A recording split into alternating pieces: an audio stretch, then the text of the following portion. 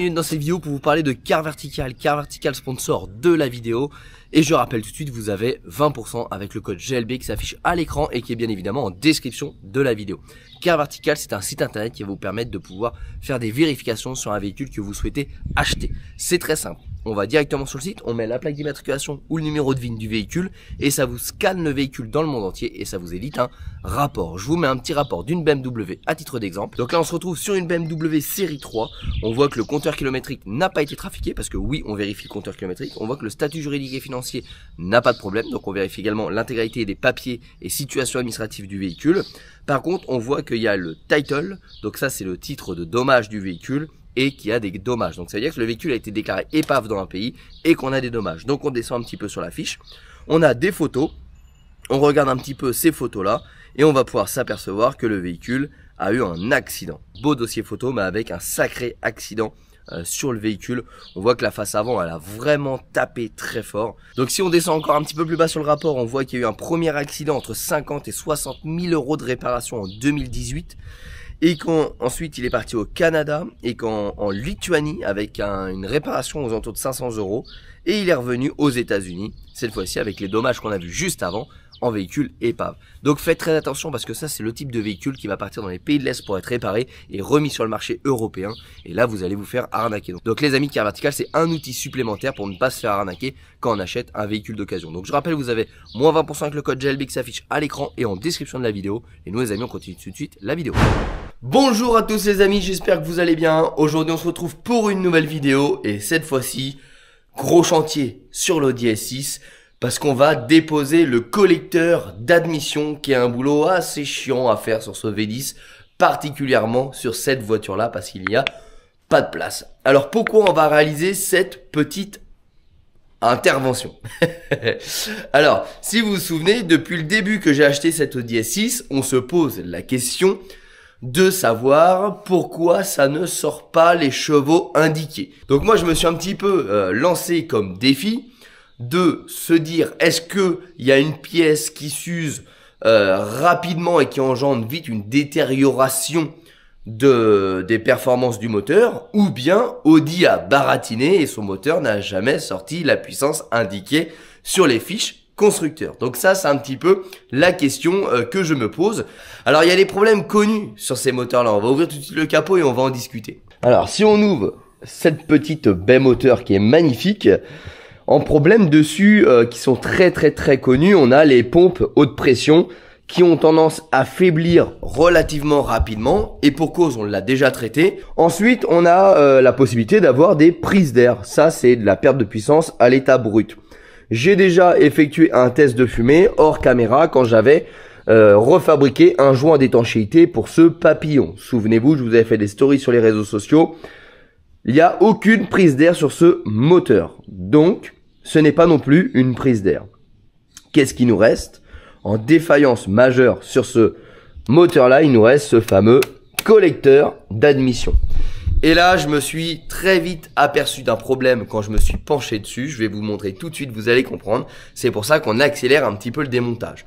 Pour vous résumer avant de démonter, ce collecteur-là, il a 3 systèmes de volets. Vous avez un système de volet ici, un système de volet ici, qui vont venir ouvrir ou fermer l'admission au niveau des culasses pour réduire le flux d'air ou augmenter le flux d'air. Ok ?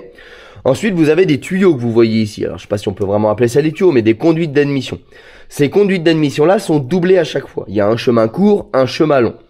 Le chemin court va favoriser le couple, le chemin long va favoriser la puissance dans les tours. Donc, je crois que ça change de position aux alentours de 4500 tours. Donc, vous avez une lignée de volets ici. Généralement, cette lignée de volets-là, elle finit par casser parce qu'elle est en plastique. Le collecteur étant en fonte, ça chauffe beaucoup. Le plastique, à force de chauffer, va vieillir, va casser. Et c'est le merdier. Voilà. Alors, pour la petite histoire, Audi ne vend plus ce collecteur d'admission. Donc, il n'est plus disponible. On arrive à le trouver aux alentours de 3000, 3500, 3800 euros sur Internet pour des modèles en état de marche, mais d'occasion. Donc, en fait, c'est juste repousser l'échéance de quelques dizaines de milliers de kilomètres peut-être. Voilà. Donc il n'y a pas de solution miracle, il n'y a pas de kit de réparation de volets aujourd'hui.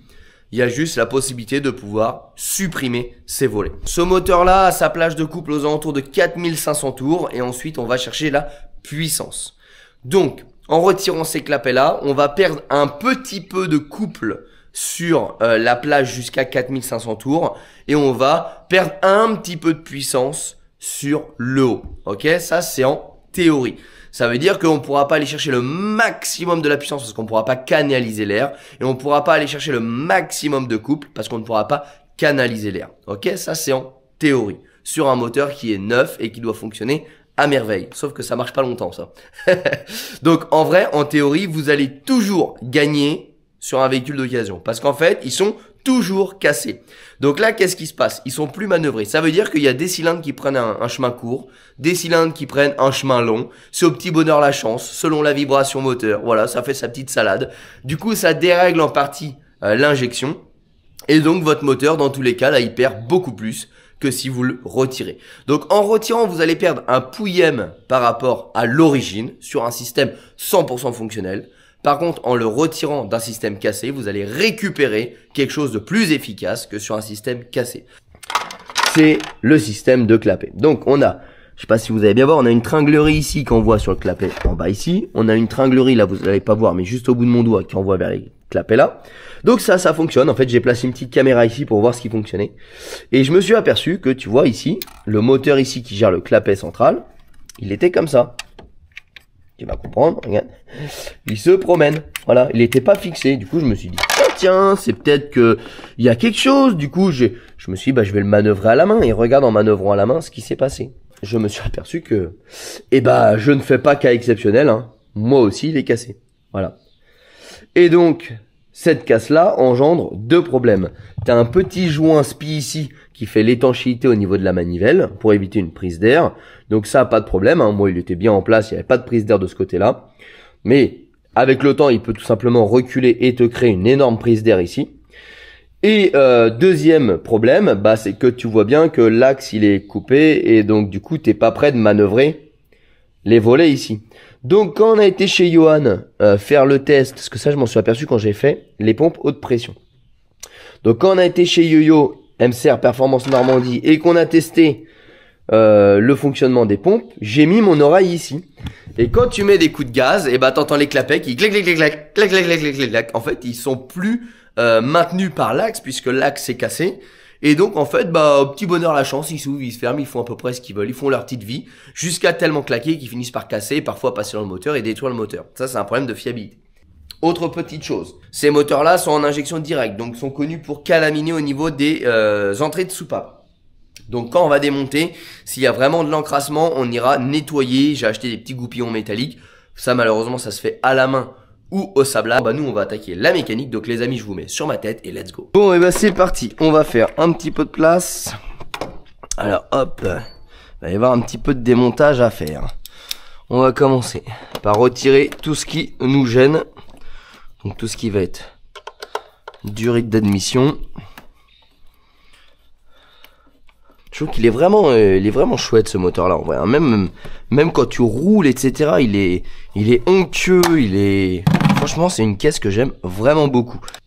Tac, un peu de démontage, il y a pas mal de place à faire. Là on a les conduites de carburant qui vont nous gêner. Donc là on va devoir désolidariser tout ça. On va devoir démonter tout ici. Voilà, toujours un petit peu de pression. Et mon gros doudou, fidèle au poste. Oh là là là là là. Par contre, moi, ce que je peux pas nier, c'est vraiment le gain de fonctionnement avec les nouvelles pompes. Le moteur est beaucoup moins rugueux. Par exemple, au ralenti, j'avais des petites vibrations. Je sais pas comment l'expliquer. Donc la première étape, je devrais pouvoir retirer la partie supérieure du collecteur. Normalement. Voilà, ça a l'air de venir facilement. Fais juste attention à pas casser les durites. Voilà. Donc là on a le fameux Y avec nos deux boîtiers papillons. Maintenant c'est là-dedans. Alors franchement ce qui est plutôt agréable c'est que pour avoir vu des états de collecteurs sur internet sont dans des états pitoyables. Là ma foi ça a l'air d'aller donc ça me laisse peut-être présager quelque chose de relativement bon au niveau des soupapes. Par contre, je sais pas si vous voyez, mais en fait, juste là, déjà, les clapets pendouillent. Juste là, tu passes ta main, t'as déjà les clapets qui pendouillent. Regarde, écoute. Voilà, donc en fait, tout est mort là-dedans. Il n'y a pas de doute. Donc là, maintenant, démontage des canalisations de carburant. Ensuite, on dépose les vis du pourtour et il y aura des connectiques certainement ici à accéder après.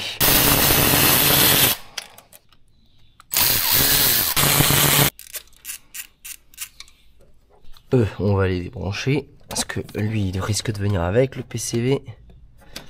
Tac. Bon, après avoir démonté les deux fixations pour lever le moteur ici et là-bas, on a beaucoup plus de place. Tu vois, en fait, ça nous bloquait. Donc, on peut pas se sortir sans ça, du moins pas sur une S6. Donc maintenant, là, on tire tout ce bazar. Il me reste une prise à défaire sur l'avant. Et ça devrait sortir. Tac.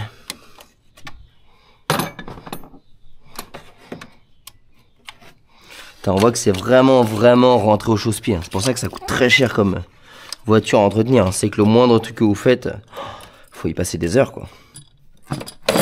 Ah, ça va finir par sortir. Oui, ça va finir par sortir. Faut juste faire gaffe à pas abîmer une durite. C'est vraiment chiant. En fait, c'est les agrafes là-bas. Sinon, les durites, elles auraient déjà dégagé. Mais une vraie chiotte. Bon, bah, je pense que je vais retirer une pompe à carburant. Hein. Je vais gagner mon temps.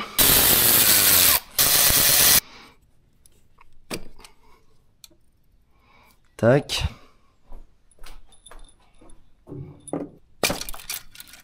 Tac. Bon, bah une fois qu'il restera plus rien, ça devrait finir par sortir quand même. Hein. Alors, nouvelle tentative. On a toujours ces durites de carburant. Tac. Fais extrêmement attention. Allez, là on est en bonne voie. Voilà, ça y est. Ouf, le bébé il est là. Oh, isque. Et lui il a pas bougé, hein. Il dort toujours. Et ben voilà notre gros bébé moteur. Alors, la première chose que je vois, c'est qu'effectivement il y a bien de la casse. Je vais vous prendre en portatif et vous allez voir tout de suite. Tu vois, là-bas tout au bout, alors attends, je vais essayer de te mettre. Tu vois, on a un petit peu de calamine. Sincèrement, c'est pas non plus démesuré. Hein. On va nettoyer un petit coup, on va en profiter. Hein, maintenant que c'est démonté, on va quand même nettoyer. Mais c'est pas obstrué au point de, voilà, de se dire le moteur il perd de la puissance. Franchement, je sais même pas si on a 10 chevaux là. Hein, parce que des fois les canalisations sont totalement bouchées. Là, on voit qu'il y a un peu de calamine, mais pas mort d'homme. Par contre, vous voyez là ce qu'il y a sur le dessus de du linguet, enfin du linguet de la cloison ici. Regardez. Bah il y a un bout de clapet d'admission. Voilà, donc forcément le moteur il marche moins bien. Ça fait perdre un peu de chevaux, tu vois. Quand t'as les morceaux d'admission qui bouchent tes entrées d'air pour aller au cylindre, forcément ça bouge, quoi. Donc là, pareil, un petit peu de calamine, mais pas non plus ouf. Alors on va faire attention, on va retirer tout ça, qu'il n'y a rien qui tombe dans notre bloc. Hop, pareil, j'en ai un ici. Et un là. Ok. Ici, encrassé, mais pas trop. Et regardez, hop, là, il y a encore un nouveau morceau d'admission, là, tu le vois, au bout de ma lumière, là, tac. Donc là, moi, je vais quand même en profiter pour le nettoyer, donc je vais vous en montrer un.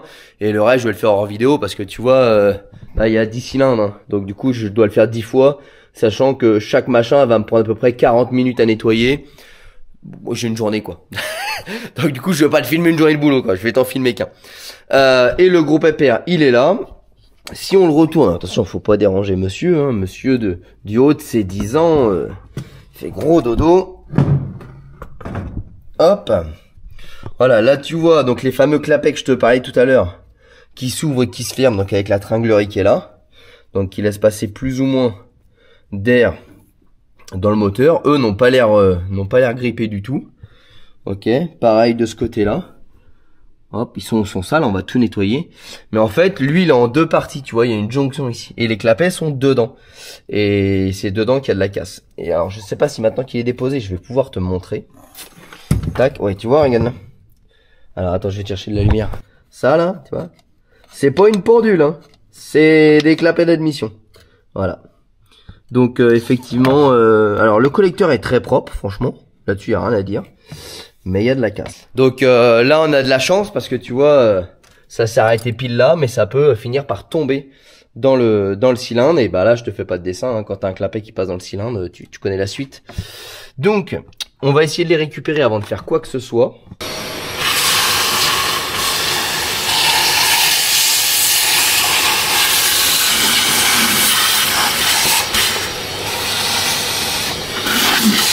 Là, on commence par travailler dans un environnement propre avant de faire quoi que ce soit. Ok, maintenant mission chirurgicale.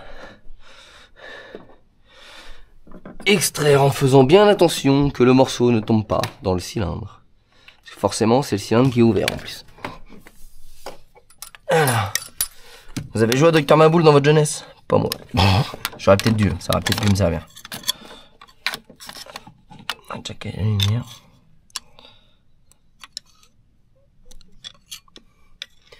Alors ce que je vais peut-être faire en fait, c'est glisser un chiffon dedans. Comme ça, s'il tombe, il pourra pas tomber dans le moteur. Pas con le mec. T'as compris mon idée? Tac. Nickel. Ça peut pas tomber. Même chose de l'autre côté. Ah ça y est, je l'ai. Alors maintenant qu'il est débloqué, hop, on prend une petite pince. Et tu vois, oh merde. Voilà. Tu vois, je te fais pas de dessin, mais quand t'as ça qui passe dans ton moteur, bon bah, tu connais la suite, hein. Voilà. Alors vous avez vu, heureusement que j'ai de la chance, hein, c'est passé par là. Hein. Ce serait passé par là, bah là, il passait dans le cylindre. Et un deuxième. Putain. Ça fait peur hein, quand même. Là, tu te dis, on a échappé belle.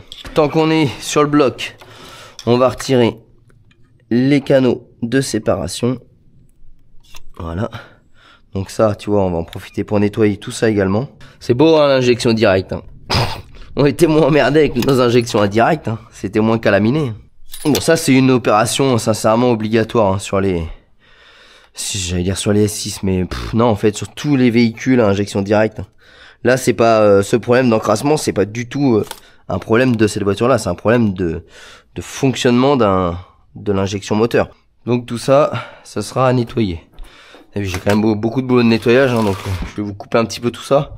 Je focalise plutôt sur le démontage qui peut intéresser pas mal de gens. Bon, et ben avant de séparer quoi que ce soit, faut démonter tous les moteurs. Il est toujours hyper important de conserver ce moteur là. Donc là, ce moteur là, on va lui retirer sa tringlerie hein, pour éviter qu'elle batte, etc. Donc on va lui retirer ça. Mais il faut le remettre en place et le laisser brancher pour éviter une erreur potentielle du calculateur moteur. Parce que lui, il va vouloir actionner le moteur. Si le moteur est pas alimenté, il va te relever un défaut. Là, ici, on va devoir retirer la multitude de vis que tu as ici. Qui tient la colle, qui tient les deux morceaux actuels. Waouh, ça sent pas bon ça. Ça s'est oxydé là-dedans. Ça va. Je vais en avoir une qui va faire chier le monde. Hein. Oh, celle-là aussi. Ouh là là là là, on va les marquer, on va les chauffer. Parce que là, ça sent la casse. On a celle-là. On a celle-là. Ça va pas. Avec les années, ça s'est oxydé. Ça va.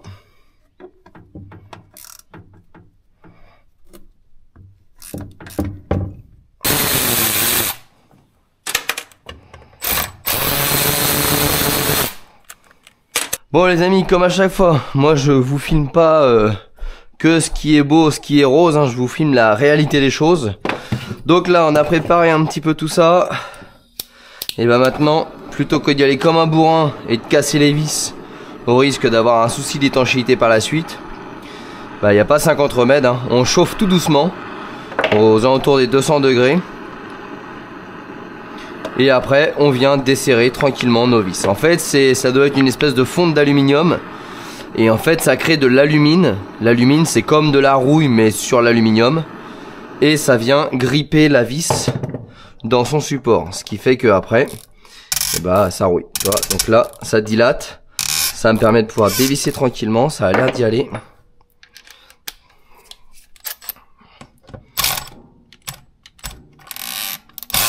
Voilà. Et de une.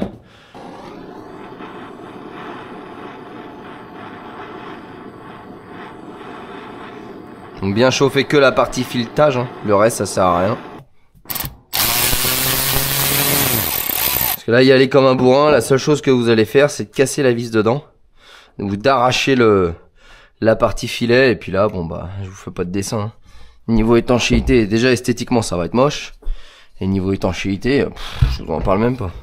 Tu vois la bébête, voilà. Bah là il va falloir qu'on essaie de passer des tournevis pour gentiment venir décoller notre première partie. Tu vois, il y a une espèce de pâte à joint tout le long.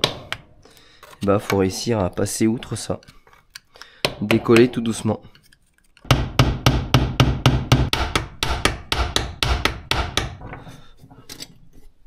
Et là, tu vas voir l'ampleur de la casse. Allez. Tac. Au risque. Donc là, tu l'as en 2 parties. Et maintenant, il reste cette partie-là à démonter. Et on aura accès à tout. Et toute l'huile que vous voyez là, bah, c'est votre système déshuileur qui l'envoie.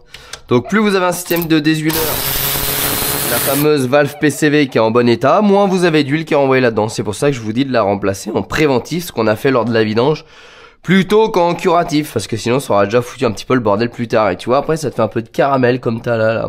Du bon truc bien dégueulasse. Voilà.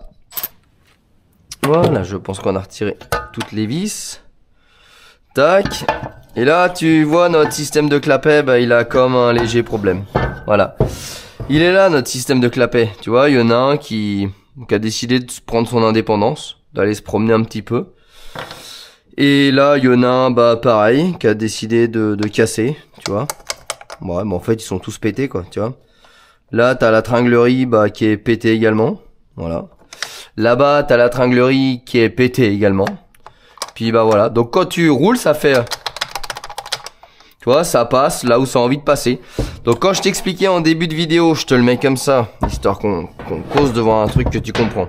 Tu as un canal long, donc l'air arrive de là, elle passe par là, et elle arrive dans ton admission. Bon, en l'occurrence, elle arrive là-bas, celle-ci. Tu vois, quand ton clapet il est fermé. Tac, je t'explique. Tac, le conduit long, hop, il passe là, et il va là-bas. Ok, ton clapet s'ouvre, paf. Du coup, tu prends le chemin le plus court, donc tu prends plus celui-ci, tu prends celui-là, hop, et t'arrives là. Ok, t'as compris, là tu favorises le couple, là tu favorises la puissance. Bon, le problème c'est que vaut mieux tout retirer que de laisser comme ça. Parce que tu vois là, bah en fait là c'est au petit bonheur la chance. Donc là en l'occurrence ça fait et du bruit et un risque de casse du moteur parce que vous avez des petits morceaux qui vont aller dans le moteur. Et bah tout simplement des perturbations totales parce que du coup tu vois là t'en as qui vont prendre le chemin court. Et puis là t'en as qui vont prendre le chemin long. Puis là bah lui il va prendre un petit peu des deux. Donc voilà, et là tu vois j'ai même un morceau qui est de doigts de se faire la malle ici. Donc aujourd'hui on peut pas laisser ça en état. Et tous ont ce problème là. Donc soit tu rachètes un d'occasion qui finira dans cet état là, voire peut-être même il sera déjà bien avancé, tu le sauras pas quand tu vas le monter. Soit bah tu vas faire ce qu'on va faire aujourd'hui, c'est-à-dire ça. Voilà, tu vas tout retirer. Parce que de toute façon, il n'y a plus rien qui marche. Et le seul risque qu'on a, c'est que ça finisse au fin fond de notre moteur et que ça nous pète le V10. Hop. Et le problème du plastique, bah tu vois, c'est que là tu t'es quand même au beau milieu du moteur. Bah à chaque fois que tu vas chauffer, bah le plastique il va cuire quoi. Et plus il va cuire, plus il va finir par péter, exactement comme ça. Maintenant ce que je vais faire, c'est que je vais gratter chaque petit joint ici pour nettoyer toutes les surfaces. Ensuite je dégraisse tout, je mets tout ça au propre et on se retrouve du coup pour reconstituer un petit peu tout ce collecteur d'admission. Parce que là... Bon et bien les amis, ça va faire 4 bonnes heures que je suis au nettoyage, au retirage des anciens joints, etc. Franchement c'est hyper long entre la crasse et les vieux joints. C'est interminable. Donc là je dégraisse et on va attaquer la partie remontage avec les joints. Et je peux vous avouer que je suis enfin content parce que je trouvais ça vraiment interminable.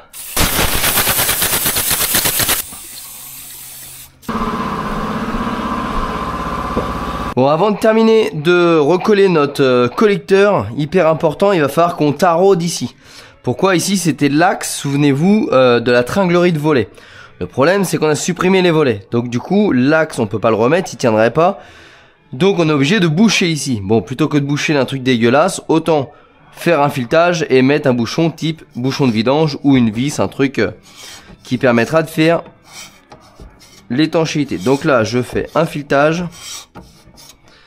Et comme ça, de ce côté-là, c'est étanche. On n'en parle plus. Première étape, on va venir replacer ce morceau-là qui va... Alors, on va déjà bien le préparer. Il va comme ceci, non loupé, un demi-tour. Comme ça, tac. Donc là, vous allez voir, chaque canalisation, un joint. On va reprendre nos vis qui correspondent à la bébête. Petite pâte à joint dispo sur mylittlegarage.fr. Tac. Donc là, je vais avoir un joint à faire ici, un joint à faire là, et le reste. Faut faire un joint épais, mais pas trop non plus, hein, donc on va y aller tranquillou.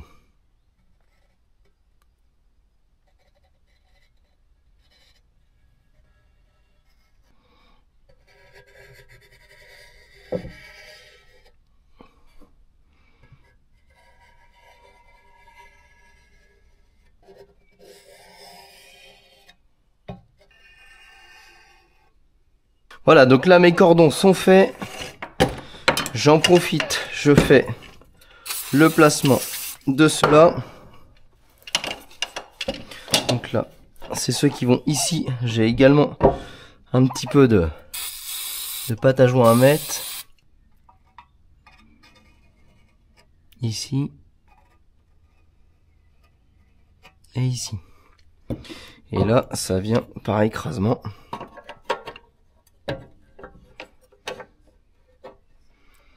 Faire l'étanchéité.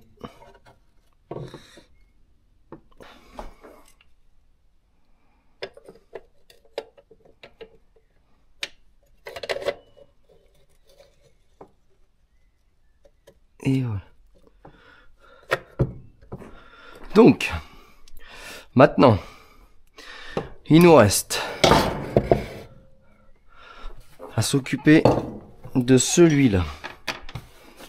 Donc, hop, hop.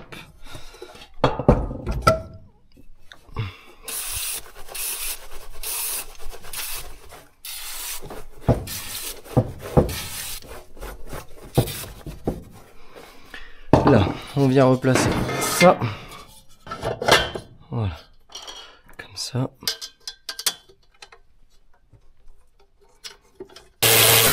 Maintenant, on se fait tout le cordon.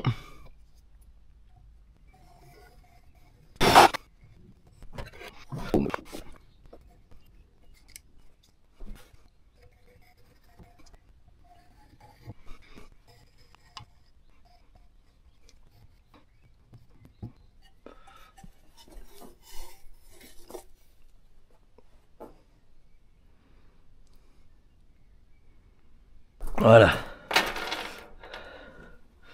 Donc là, on va venir replacer nos 40 000 vis. Pour l'instant, on va en mettre que quelques-unes pour que ça écrase bien notre pâte à joint.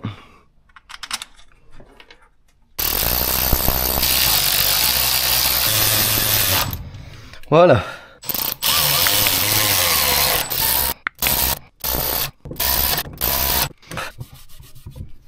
Voilà, donc tu vois, après l'astuce, c'est pas plus mal de l'avoir pas dégraissé là, comme ça se retire bien. L'astuce, c'est tu tires au maximum au doigt et après tu prends des petites lingettes comme ça dispo sur My Little Garage, tu vois. Pourquoi? Parce qu'elles sont faites exprès pour retirer la graisse, la peinture et le silicone. Et donc du coup, bah, tu vois, voilà, comme ça t'as un truc sans bord, sans rien, qui est bien propre. Bon bah les amis, moi je termine ça, je laisse sécher, je nettoie tout ça, on se retrouve tout de suite pour nettoyer la voiture. Bon, et bien avant de s'attaquer à nettoyer nos soupapes, il nous reste une dernière petite chose à s'occuper, et pas des moindres. ces fameux, je sais pas, séparateurs, on va appeler ça comme ça. Je sais pas le nom exact. Donc là, on va venir les nettoyer avec une lame de cutter, retirer la calamine. Ensuite, un coup de brosse métallique, un coup de nettoyant fin, et on ne devrait pas être mal. Bon, je pense que maintenant, après cette petite vidéo-là, vous comprenez mieux pourquoi je vous dis que le décalaminage à hydrogène, ça ne sert strictement à rien.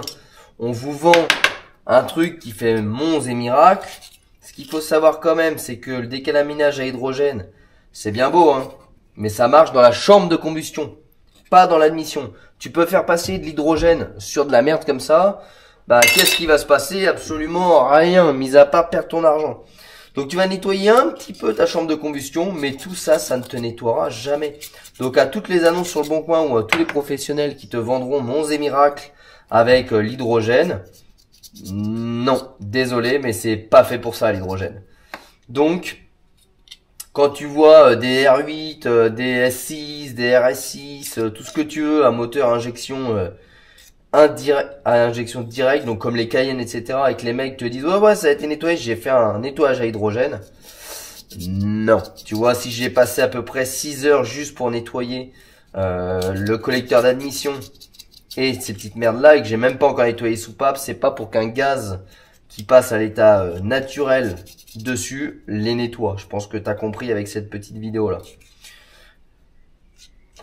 Le nettoyage à hydrogène, c'est très bien, mais c'est très bien ce pourquoi ça a été conçu, c'est-à-dire nettoyer les chambres de combustion. J'ai commencé un petit peu à nettoyer quelques conduits de soupape, je vais essayer de te montrer. Voilà, tu vois, donc là on a des conduits qui sont nettoyés, donc avec plus de calamine. Alors il y a encore un petit peu de noir, mais ça c'est de l'aspect de surface. Voilà, tu vois, hop. Et là il me reste tout ce côté-là, du coup à nettoyer, où là tu vois bien que c'est rempli de calamine. Donc on continue. Pour ça, j'utilise deux produits. J'utilise le Intech Pro, donc c'est un produit pour nettoyer tout ce qui est calamine, etc. Qu'on injecte dans l'admission. Bon, vous comprendrez bien que ça fait pas non plus des miracles, hein. Si vous avez de l'encrassement comme ça marchera pas. Par contre, pour nettoyer, ça ramollit vraiment bien, donc c'est très pratique. J'utilise également du nettoyant frein qui est là-bas. Voilà, nettoyant frein. J'ai acheté des petits goupillons comme ça que j'utilise à la main ou sur la perceuse. Et j'utilise également un aspirateur et une soufflette. Donc je souffle avec la soufflette pour décoller parce que c'est très collant comme matière. Et ensuite avec l'aspirateur, j'aspire toute la crasse. Donc c'est très long, hein. Pour te donner un ordre d'idée, j'ai mis 2h30 à faire 4 ici parce que celui-là là-bas il est ouvert. Donc il va falloir que je démarre le démarreur pour changer les positions. Je vais pas avoir le choix. Donc là je m'attaque aux 4 qui sont là. Et puis après, on met le coup de démarreur pour faire les deux ici. Voilà, bon bah go.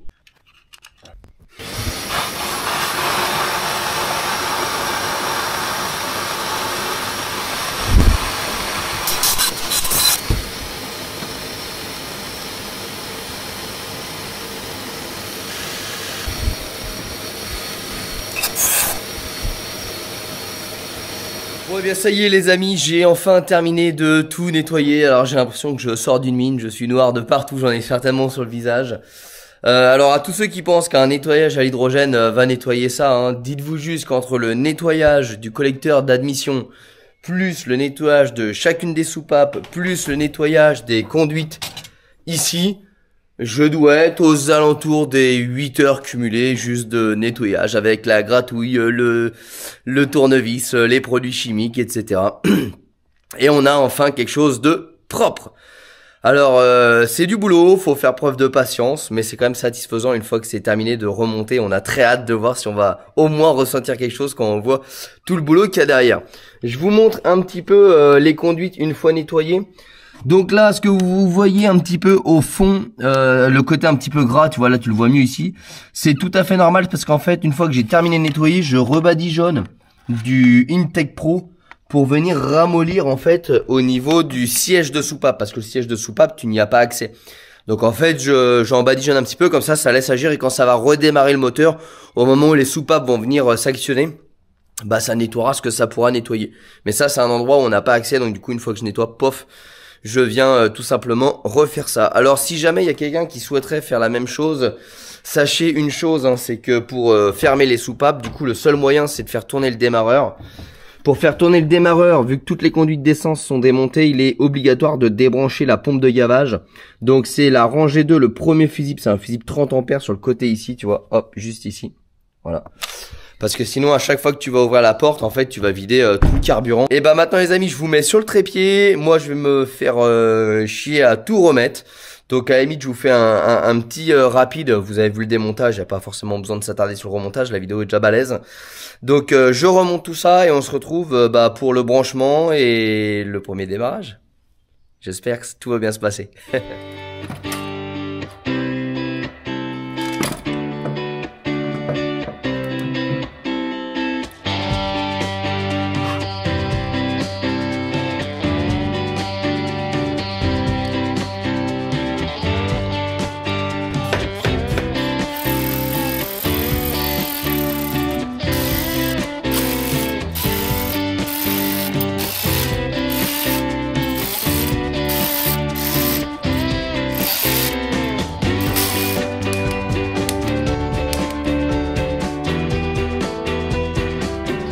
D'accord.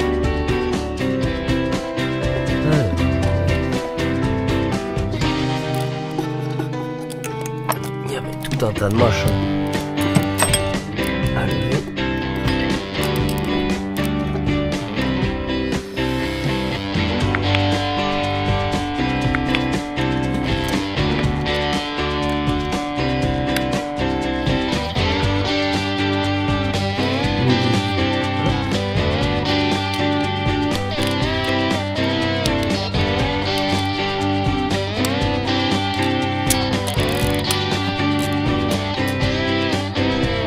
Bon, ça commence à sentir bon quand on est à remettre ces petits caches. C'est qu'on arrive quand même plus près de la fin que du début. Alors.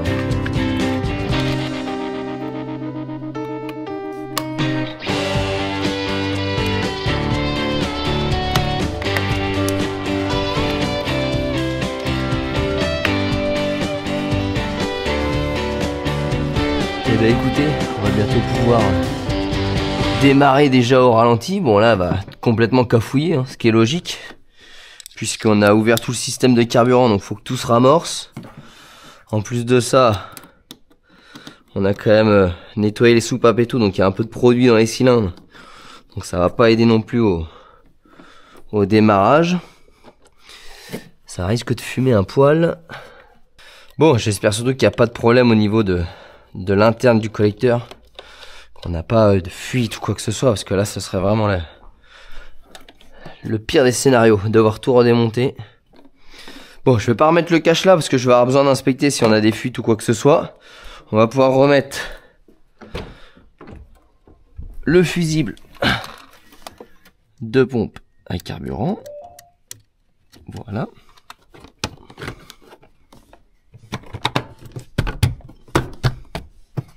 Ok. Bon, et bien les amis, pas de fuite au niveau de la basse pression. Maintenant, il n'y a pas le choix, il faut lancer le démarreur. Donc là, c'est parti, premier démarrage. Alors, je vais essayer peut-être faire tourner le démarreur, couper. Tourner le démarreur, couper, selon comment elle réagit, parce qu'il va falloir réamorcer tout le circuit de carburant à haute pression. Et donc, le but, c'est pas de faire tourner le démarreur sans cesse au cas où. Et puis, bon, on va espérer que ça tourne correctement.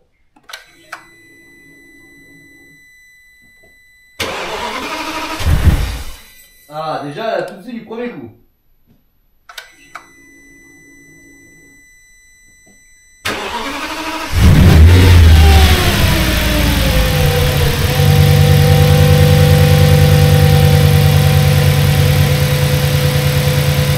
Bon, ça démarre, je contrôle qu'il n'y ait pas de fuite au niveau de la haute pression.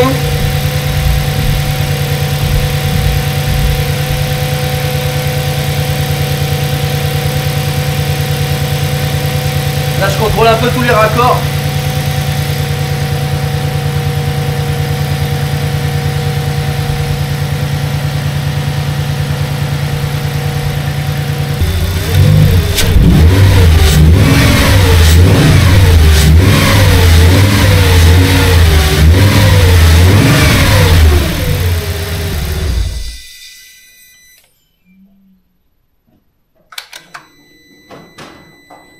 Ouais, ben les amis, maintenant c'est que ça fonctionne, et ben on va tout simplement aller faire un petit essai sur la route pour vérifier avec la valise diagnostic qu'on n'a pas de prise d'air ou quoi que ce soit. Donc les amis, c'est parti, dernier petit essai.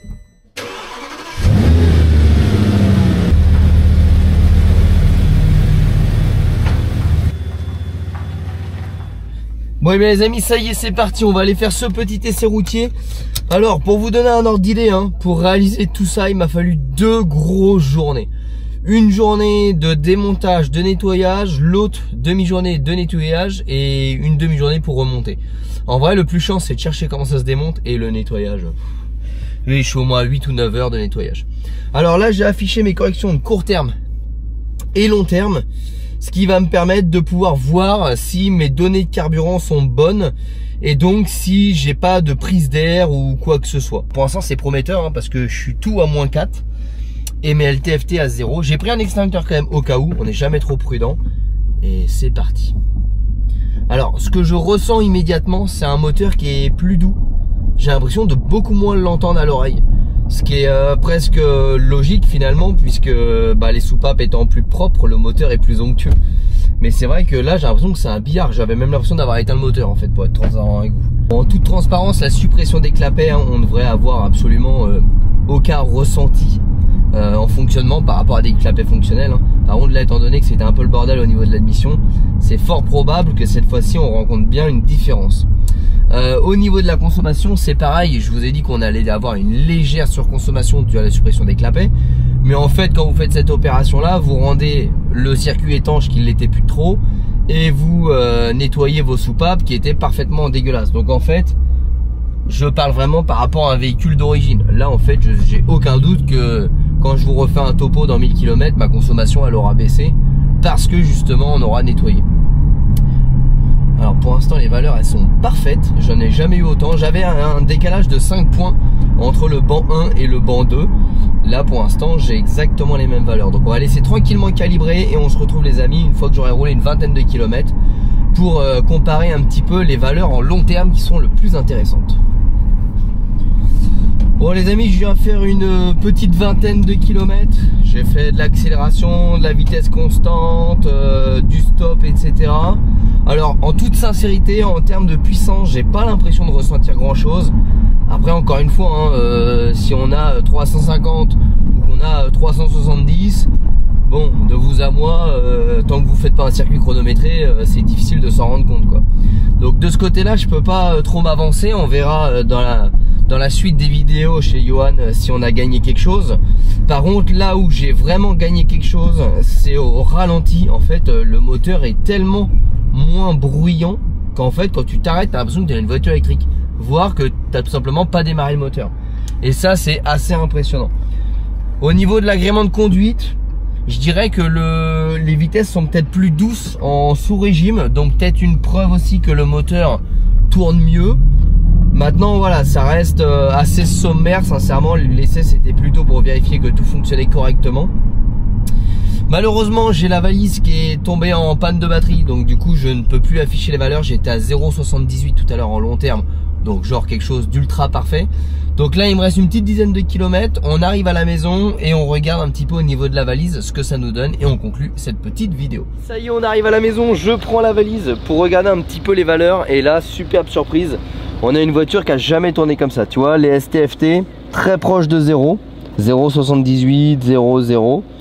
Les LTFT, donc ce qui est le plus important, on a 3.1 sur le banc 1, 3.9 sur le banc 2, 2.3 sur le banc 3 et 2.4 sur le banc 4. C'est genre parfait. Avant on avait 5-6 points d'écart entre le banc 1 et le banc 2. Donc en plus de nos problèmes de clapet d'admission, on avait également une fuite interne au collecteur. En fait vous avez pu le voir, le collecteur il est assemblé grâce à des couches de pâte à joint. Et avec le temps, la pâte à joint ça a plutôt tendance à mal vieillir. Et là en l'occurrence c'est le cas. Donc quand vous avez des écarts de banc sur ce type de moteur là, et bah commencez par regarder vos prises d'air. Et si vous n'avez pas de prise d'air, ça veut dire que les fuites elles sont internes entre les bancs dans le collecteur d'admission, et ce qui fait que ça chamboule totalement l'organisation de l'admission et donc vos corrections de carburant. On a pu voir qu'on a frôlé la correctionnelle au niveau du bloc moteur. On avait des morceaux de volet de papillon qui est arrivé directement dans les soupapes. Heureusement qu'il y a une cloison au niveau des soupapes qu'on peut retenir ces petits morceaux là, mais s'ils auraient été plus petits, ça passait directement dans le moteur. Je te fais pas de dessin, si ça se coince au niveau de la soupape, tu tords une soupape. Si ça arrive à descendre dans le piston, bah tu peux percer un piston ou abîmer ta culasse. Donc là on aurait vraiment eu un petit peu les boules. Comment je me suis aperçu que j'avais un problème? Alors premièrement j'avais un problème de fuite, hein, vous vous souvenez, au niveau du boîtier papillon, parce que le garage avait cassé le truc. Donc ça je l'avais réparé. J'avais fait hors vidéo un test de fumée et je n'avais plus aucune fuite. Par contre j'avais toujours une différence entre les bancs. Bon, on va chez Johan tourner la vidéo des pompes de pression et là je tends l'oreille et en fait quand il mettait pleine charge j'entendais des clac clac clac clac clac dans l'admission. Et le seul truc qui peut faire ça c'est ces fameux volets. Donc vous allez voir sur internet qu'on peut généralement les retrouver à 200 000 km. Bon bah là elle avait 160 000 km, vous avez pu voir un petit peu l'ampleur des dégâts. Les volets étaient abîmés, certains étaient cassés, la tringlerie était cassée. Bref, c'était un carnage total. C'est quand même pas mal de boulot à faire, c'est pas pour rien que les garages vous facturent ça très cher. Et là d'avoir un résultat aussi parfait, ça fait super plaisir. Donc les amis, j'espère que cette petite vidéo vous a plu. Enfin petite vidéo, tout est relatif. En tout cas, si vous achetez une S6 ou que vous avez une S6, vérifiez bien que ces histoires de clapet soient réglées. Ne cherchez pas à acheter la pièce d'origine, ça ne sert à rien, elle n'est plus fabriquée. D'occasion, vous allez forcément avoir ce problème là. Le seul et unique moyen de rendre fiable votre S6, c'est la suppression de ces foutus clapets. J'ai pu également te montrer un petit peu l'état d'encrassement sur un véhicule essence injection directe à 160 000 km. Donc là, ce qu'on peut faire en préventif, c'est utiliser une bonne huile. Pourquoi? Parce qu'une bonne huile va limiter le dépôt dans l'admission. Deuxièmement, changer en préventif sa valve PCV. Pourquoi? Parce que la valve PCV, dès qu'elle va commencer à merdouiller, elle va augmenter le flux de vapeur d'huile dans l'admission et donc on va accentuer ce problème-là. Troisièmement, bah quand il faut le faire, il faut le faire. Ne cherchez pas des nettoyages à pas cher type je sais pas, décalaminage à hydrogène, etc. Ça ne fonctionne pas pour ce type d'encrassement. Pareil, on a validé le Intech Pro diesel et pétrole sur la boutique mylittlegarage.fr. Quand on a ce type d'encrassement là, ne cherchez pas, vous perdez votre argent, ça ne marchera pas. Ça va pour de l'encrassement léger. On peut mettre du Intech Pro en préventif, par exemple tous les 10 000 km pour venir nettoyer le dépôt avant qu'il s'agglutine. Oui, mais quand vous achetez un véhicule d'occasion, il n'y a pas 50 solutions, il faut passer par l'étape manuel, démontage, nettoyage. Et si j'ai mis 8 heures à gratter, curer, nettoyer avec des produits chimiques, des brosses métalliques, croyez-moi que c'est pas un simple gaz d'hydrogène qui en une demi-heure va faire tout ce boulot. Donc après vous pouvez croire ce que vous voulez, je n'ai rien à vous vendre, seulement ne vous faites pas arnaquer par des gens qui vendent cette prestation là. L'hydrogène c'est très bien, c'est une très bonne solution, mais pas pour ça, là vous allez perdre votre argent. Donc les amis, n'hésitez pas à nous rejoindre sur les réseaux sociaux, Facebook, Instagram, TikTok, tous les liens sont en description de la vidéo. Et bien évidemment si tu veux louper aucune vidéo, bah t'hésites pas, tu mets la petite cloche, tu t'abonnes et on se retrouve très prochainement. Ciao.